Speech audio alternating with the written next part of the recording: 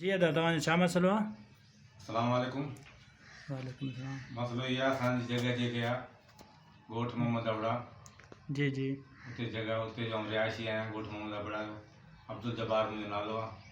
ठीकु आहे। असां कुझु ॾींहं पहिरें हिते बयानु ॾेई वियुसि पोइ मीडिया ते जी बयानु ॾेई वियुसि त मुंहिंजो माना प्लाट जो मसइलो आहे, मनोवर कब्ज़ो कयो मुंहिंजे प्लाट ते, मूंसां इंसाफ़ थियो वञे। ठीकु। जेते असांजो भाइटियो उमर उन मूंखे फ़ोन कई मीडिया में, ऐं हिते वेठो हुउसि, उन फ़ोन कई त तूं माण्हुनि खे कब्ज़े था उतार ॿारनि खे, त आऊं फ़ैसिलो थो करायां त मुंहिंजे मथां सभु ॻाल्हियूं छॾे ॾे। उमर जेको आहे उमर वटि हितां वियो आहियां मीडिया खां, त हुन चयो त मूं ते ज़िम्मेदारी आहे, तुंहिंजे प्लाट ते कुझु बि अञा ताणी न थींदो, पर मनोहर मूंखे फ़ोन करे चयो त फ़ैसिलो था करूं, माण्हुनि खे उथारे छॾ। जेतिरो हाणे 2-3 ॾींहं इन ॻाल्हि खे थी विया आहिनि। फ़ैसिलो अमीर बस वटि अॼु 9 बजे तराबिन खां पोइ रखियो वियो। अॼु 9 बजे।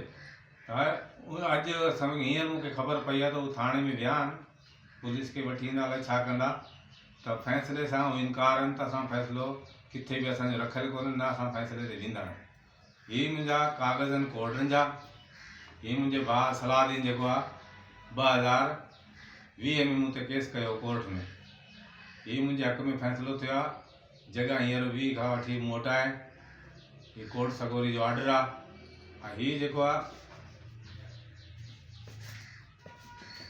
2023 में ईद मोहम्मद खान कुरैशी हुन माना कब्ज़ो कयो, हुन मुंहिंजी जॻह ते कब्ज़ो कयो। हुनजो फ़ैसिलो DSP खानज़ादो तारिक फ़ैसिलो बि थियो हुते, पर फ़ैसिलो मूं पंहिंजे स्टाम्प पेपर जे अलावा न कयो। मनोवर बि मूंसां गॾु हुते। ईद मोहम्मद कुरैशी खे फ़ैसिले में कुझु कोन मिलियो, पर आउं कोर्ट वियो आहियां। हीअ कोर्ट वटि मुंहिंजो ऑर्डर आहे। जॻह मूं वटि आहे। 2023 में हिन मूं ते मुंहिंजी जॻह ते कब्ज़ो कयो। हाणे टियों माण्हू जेको आयो मनोवर आयो आहे, फ़ैसिले ते बीहण लाइ तयारु कोन्हे। पहिरीं फ़ैसिलो उन रखायो आहे, उन ते हाणे बीठो कोन्हे। माण्हू चवनि था फ़ैसिलो कोन्हे। उहो थाणे में आयो आहे, उते बि ख़बर पई असांखे थाणे मां बि, त हुन चयो तव्हां NC कटराई आहे? जी NC कटराई आहे थाणे? NC मूं कटराई, पर NC लाइ आउं झले वियुसि। अच्छा। त हुन फ़ैसिलो रखी छॾियो। NC पुलिस खे झलियो त पुलिस न अचे, ऐं चवंदुसि त पोइ ईंदुसि। हाणे 4 बजे को पुलिस ईंदी, पोइ अलाए कहिड़ो मसइलो ख़बर न आहे, छा आहे छा न आहे। इहे मुंहिंजो बयानु आहे। रिपोर्ट मुंहिंजा कोर्ट जा कागज़नि 2023 जा आहिनि। जॻह मूं वटि आहे, कब्ज़ो मुंहिंजो आहे, सभु ॻाल्हि मुंहिंजी आहे।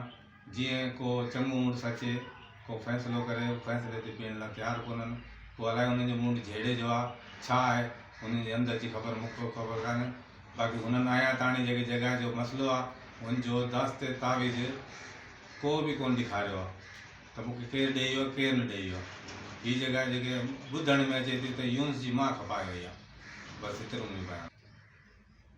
अच्छा, मुंहिंजी अपील आहे त SSP मटियारी DIG खे अपील आहे त मूंखे धमकी ॾेई था वञनि। को बि जाली माली नुक़सानु थियो त पुलिस धमकी खे केरु पिया ॾियनि?